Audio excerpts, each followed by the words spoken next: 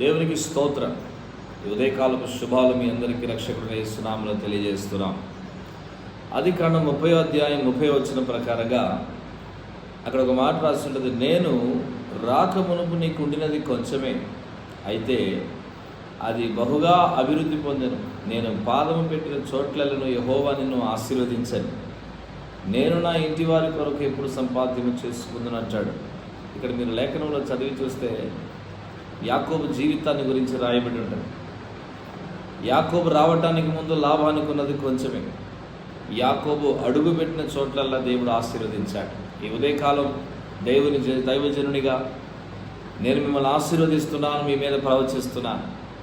మీరు అడుగుపెట్టిన స్థలం, మీరు ఉన్న స్థలం, మీరు వెళుతున్న స్థలం యేసు నామములో మీ ద్వారా ఆశీర్వదించబడునుగాక.